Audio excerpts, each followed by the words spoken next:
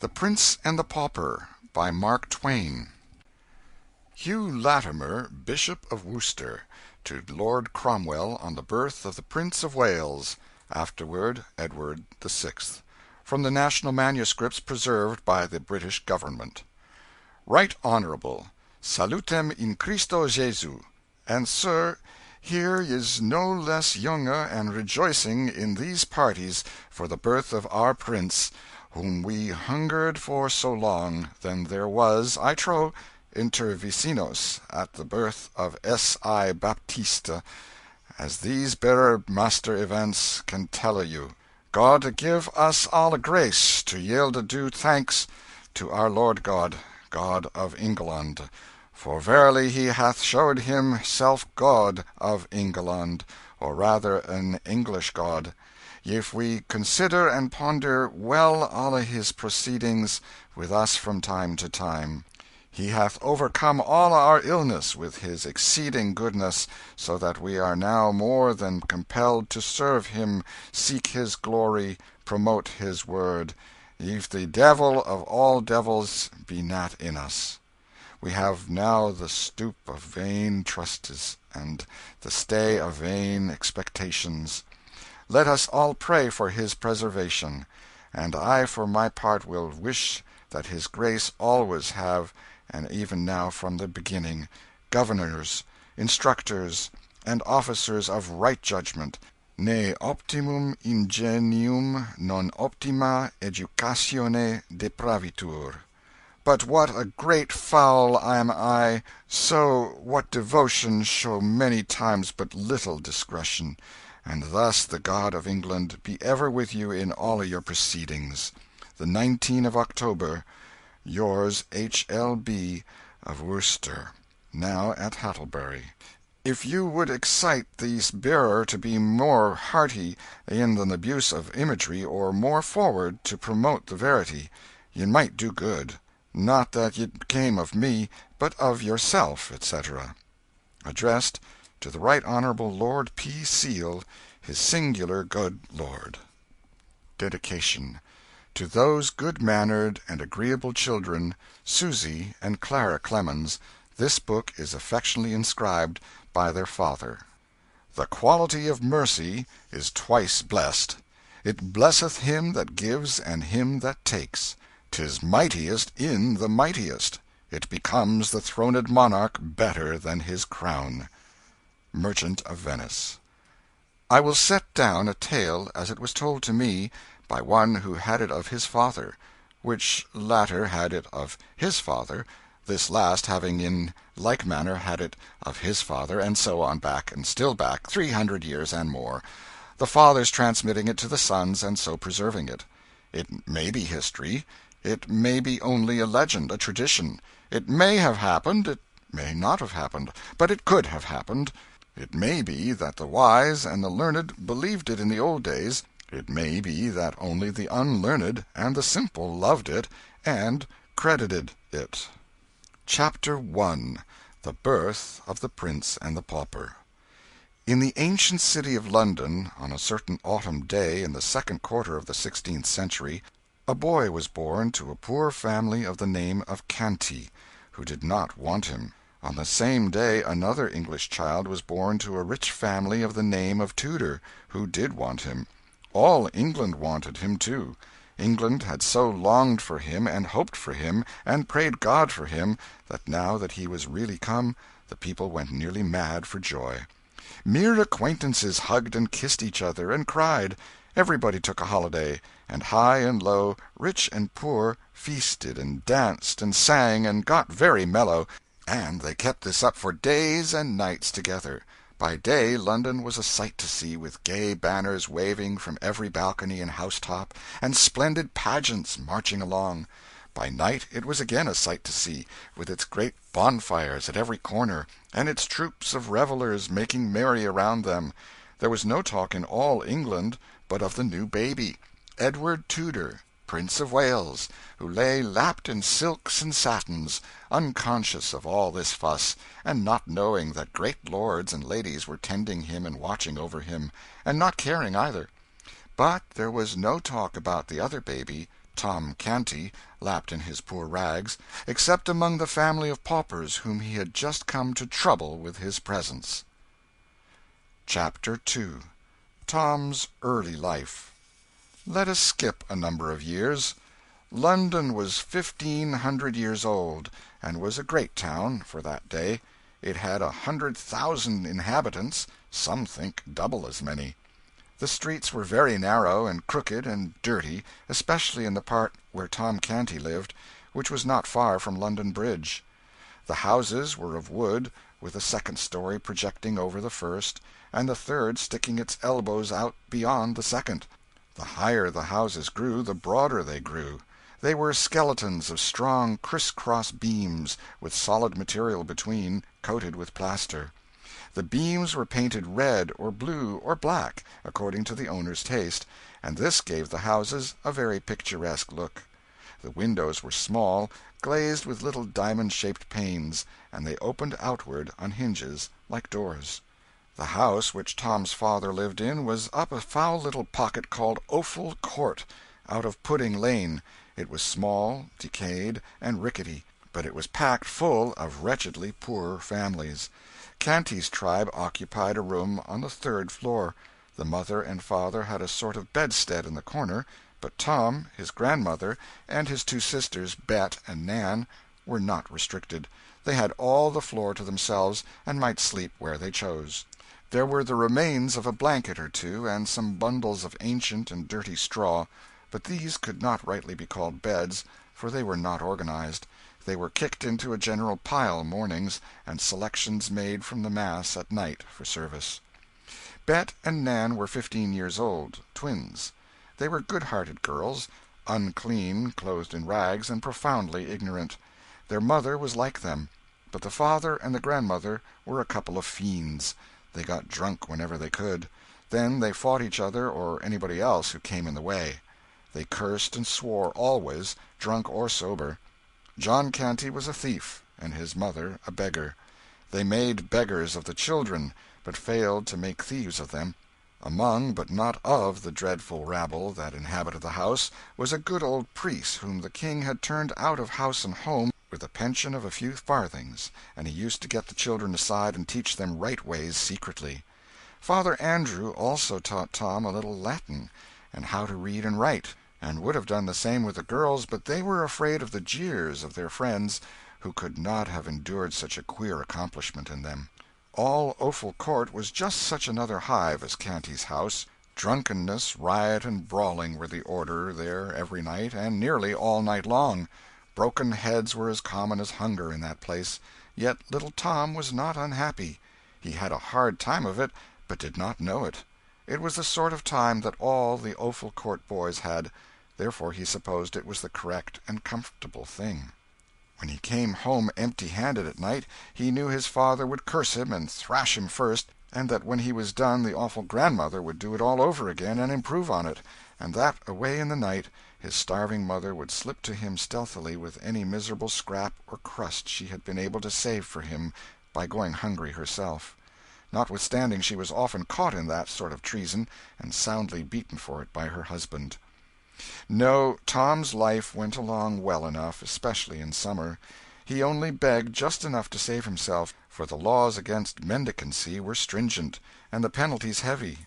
So he put in a good deal of his time listening to good Father Andrew's charming old tales and legends about giants and fairies, dwarfs and genii, and enchanted castles and gorgeous kings and princes. His head grew to be full of these wonderful things, and many a night as he lay in the dark on his scant and offensive straw, tired, hungry, and smarting from a thrashing, he unleashed his imagination and soon forgot his aches and pains in delicious picturings to himself of the charmed life of a petted prince in a regal palace. One desire came in time to haunt him day and night. It was to see a real prince with his own eyes. He spoke of it once to some of his Offal Court comrades, but they jeered him and scoffed him so unmercifully that he was glad to keep his dream to himself after that. He often read the priest's old books and got him to explain and enlarge upon them. His dreamings and readings worked certain changes in him by and by. His dream people were so fine that he grew to lament his shabby clothing and his dirt, and to wish to be clean and better clad. He went on playing in the mud just the same, and enjoying it, too. But instead of splashing around in the Thames solely for the fun of it, he began to find an added value in it because of the washings and cleansings it afforded. Tom could always find something going on around the Maypole in Cheapside and at the fairs, and now and then he and the rest of London had a chance to see a military parade when some famous unfortunate was carried prisoner to the Tower, by land or boat. One summer's day he saw poor Anne Askew and 3 men burned at the stake in Smithfield, and heard an ex-bishop preach a sermon to them which did not interest him. Yes, Tom's life was varied and pleasant enough, on the whole. By and by Tom's reading and dreaming about princely life wrought such a strong effect upon him that he began to act the prince unconsciously. His speech and manners became curiously ceremonious and courtly, to the vast admiration and amusement of his intimates. But Tom's influence among these young people began to grow, now, day by day, and in time he came to be looked up to by them with a sort of wondering awe as a superior being. He seemed to know so much, and he could do and say such marvelous things, and withal he was so deep and wise. Tom's remarks and Tom's performances were reported by the boys to their elders, and these also presently began to discuss Tom Canty, and to regard him as a most gifted and extraordinary creature. Full-grown people brought their perplexities to Tom for solution, and were often astonished at the wit and wisdom of his decisions. In fact, he was become a hero to all who knew him except his own family. These only saw nothing in him. Privately, after a while, Tom organized a royal court. He was the prince. His special comrades were guards, chamberlains, equerries, lords, and ladies-in-waiting, and the royal family. Daily the mock prince was received with elaborate ceremonials borrowed by Tom from his romantic readings. Daily the great affairs of the mimic kingdom were discussed in the royal council, and daily his mimic highness issued decrees to his imaginary armies, navies, and viceroyalties.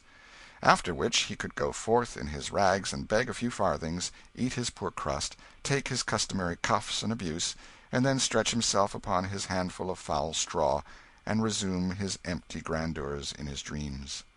And still his desire to look just once upon a real prince, in the flesh, grew upon him, day by day and week by week, until at last it absorbed all other desires, and became the one passion of his life.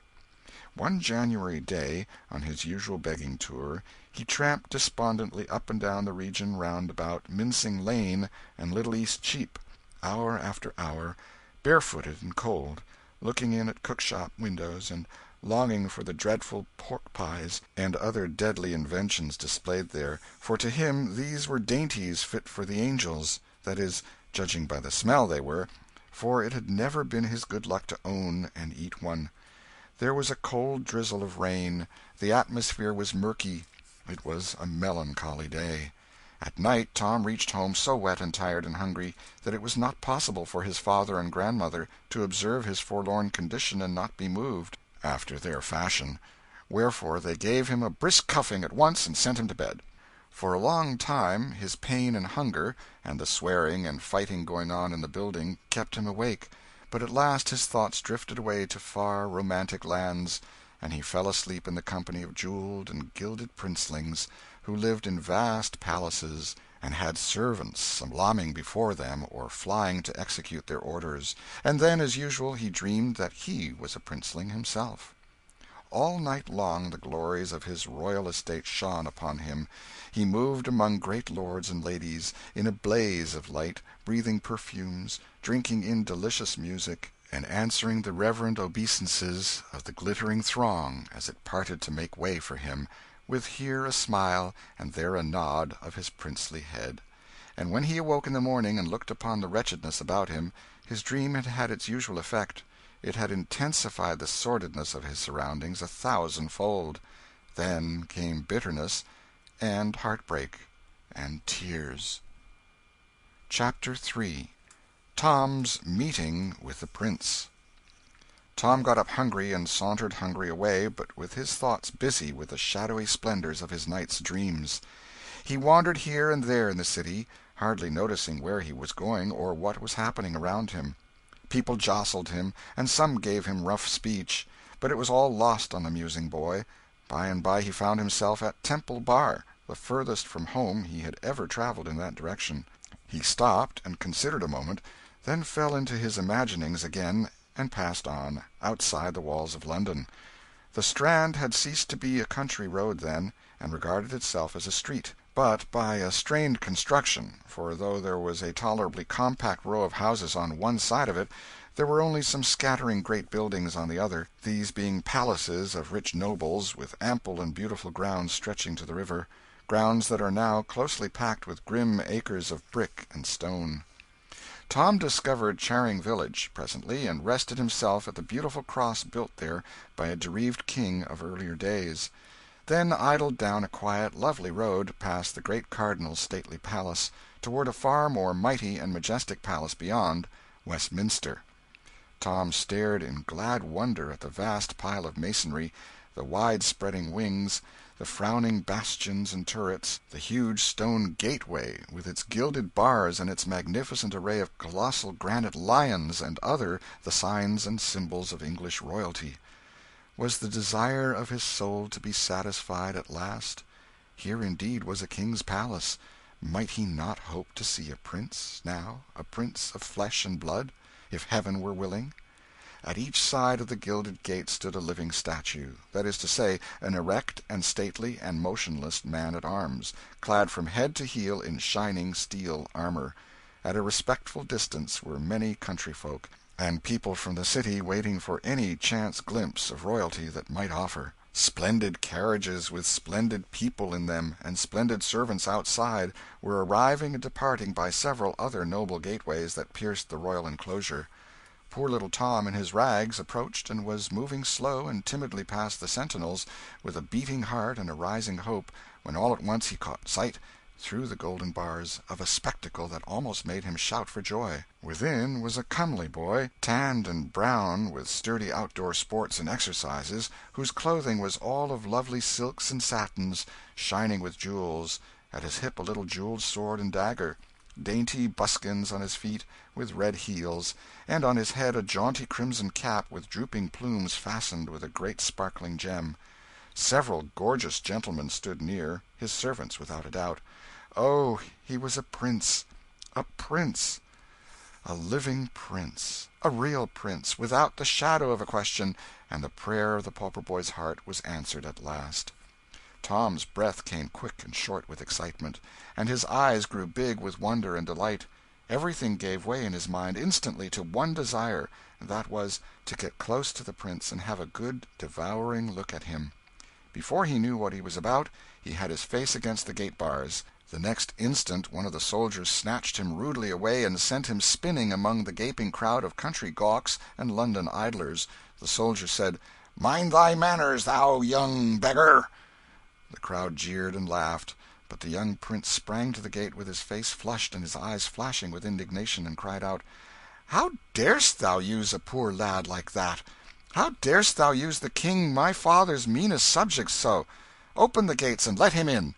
You should have seen that fickle crowd snatch off their hats then. You should have heard them cheer and shout, "Long live the Prince of Wales!"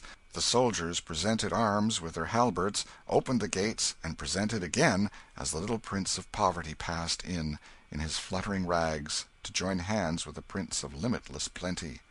Edward Tudor said, "Thou lookest tired and hungry. Thou'st been treated ill. Come with me." Half a dozen attendants sprang forward to, I don't know what, interfere, no doubt, but they were waved aside with a right royal gesture, and they stopped stock still where they were, like so many statues. Edward took Tom to a rich apartment in the palace which he called his cabinet. By his command a repast was brought such as Tom had never encountered before except in books. The prince, with princely delicacy and breeding, sent away the servants, so that his humble guest might not be embarrassed by their critical presence. Then he sat near by and asked questions while Tom ate. "What is thy name, lad?" "Tom Canty, an' it please thee, sir." "'Tis an odd one. Where dost live?" "In the city, please thee, sir, Offal Court, out of Pudding Lane." "Offal Court? Truly 'tis another odd one. Hast parents?" "Parents have I, sir, and a grandam likewise that is but indifferently precious to me, God forgive me if it be offensive to say it; also twin sisters, Nan and Bet." "Then is thy grandam not overkind to thee, I take it." "Neither to any other is she, so please your worship.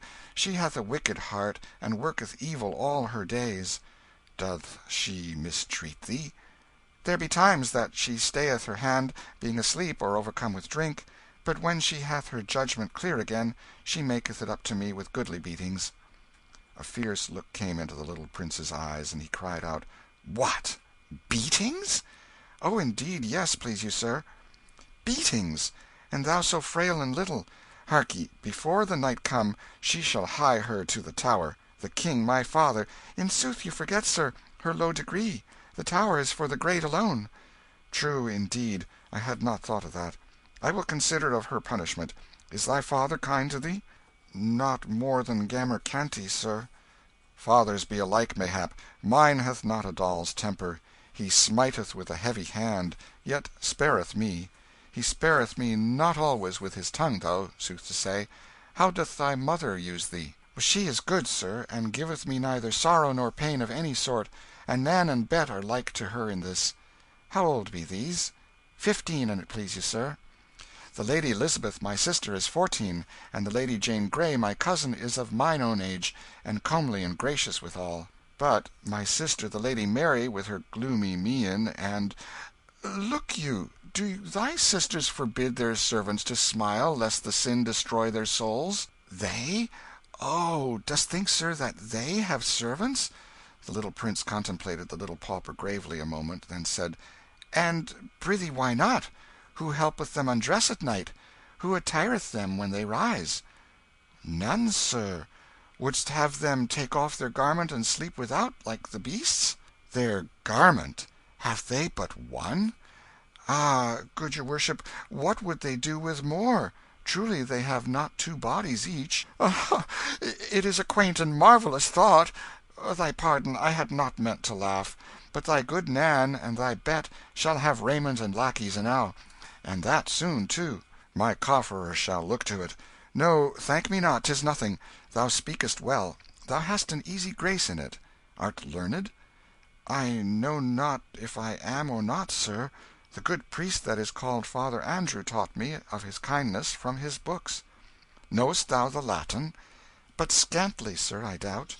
"Learn it, lad. 'Tis hard only at first. The Greek is harder. But neither these nor any tongues else, I think, are hard to the Lady Elizabeth and my cousin. Thou shouldst hear those damsels at it. But tell me of thy Offal Court. Hast thou a pleasant life there?" "In truth, yes, so please you, sir, save when one is hungry. There be Punch and Judy shows, and monkeys oh, such antic creatures, and so bravely dressed; and there be plays, wherein they that play do shout and fight till all are slain, and 'tis so fine to see, and costeth but a farthing, albeit 'tis main hard to get the farthing, please your worship." "Tell me more." "We lads of Offal Court do strive against each other with the cudgel, like to the fashion of the 'prentices, sometimes." The prince's eyes flashed. Said he "Marry, that would not I mislike. Tell me more." "We strive in races, sir, to see who of us shall be fleetest." "That would I like also. Speak on." "In summer, sir, we wade and swim in the canals and in the river, and each doth duck his neighbour, and spatter him with water, and dive and shout and tumble, and 'twould be worth my father's kingdom but to enjoy it once. Prithee go on." "We dance and sing about the Maypole in Cheapside, we play in the sand, each covering his neighbour up, and times we make mud pastry. Oh, the lovely mud! It hath not its like for delightfulness in all the world. We do fairly wallow in the mud, sir, saving your worship's presence." "Oh, prithee say no more. 'Tis glorious. If that I could but clothe me in raiment like to thine, and strip my feet and revel in the mud once, just once, with none to rebuke me or forbid, meseemeth I could forego the crown. And if that I could clothe me once, sweet sir, as thou art clad, just once." "Ho, ho! Wouldst like it? Then so shall it be. Doff thy rags and don these splendours, lad. It is a brief happiness, but will be not less keen for that. We will have it while we may, and change again before any come to molest." A few minutes later the little Prince of Wales was garlanded with Tom's fluttering odds and ends, and the little Prince of Pauperdom was tricked out in the gaudy plumage of royalty. The two went and stood side by side before a great mirror, and lo, a miracle! There did not seem to have been any change made. They stared at each other, then at the glass, then at each other again. At last the puzzled princeling said, "What dost thou make of this?" "Ah, good your worship, require me not to answer. It is not meet that one of my degree should utter the thing." "Then will I utter it. Thou hast the same hair, the same eyes, the same voice and manner, the same form and stature, the same face and countenance that I bear. Fared we forth naked, there is none could say which was you and which the Prince of Wales. And now that I am clothed as thou wert clothed, it seemeth I should be able the more nearly to feel as thou didst when the brute soldier Harkye, is not this a bruise upon your hand?" "Yes, but it is a slight thing, and your worship knoweth that the poor man at arms "Peace! It was a shameful thing and a cruel," cried the little prince, stamping his bare foot. "If the King Stir not a step till I come again. It is a command." In a moment he had snatched up and put away an article of national importance that lay upon a table, and was out at the door and flying through the palace grounds in his bannered rags, with a hot face and glowing eyes. As soon as he reached the great gate he seized the bars and tried to shake them, shouting, "Open! Unbar the gates!" The soldier that had maltreated Tom obeyed promptly, and as the prince burst through the portal, half smothered with royal wrath, the soldier fetched him a sounding box on the ear that sent him whirling to the roadway, and said, "Take that, thou beggar's spawn, for what thou got'st me from his highness." The crowd roared with laughter. The prince picked himself out of the mud, and made fiercely at the sentry, shouting, "I am the Prince of Wales! My person is sacred, and thou shalt hang for laying thy hand upon me." The soldier brought his halbert to present arms, and said mockingly, "I salute your gracious highness!" Then angrily, "Be off, thou crazy rubbish!" Here the jeering crowd closed around the poor little prince, and hustled him far down the road, hooting him and shouting, "Way for his royal highness! Way for the Prince of Wales!" End of chapter 3.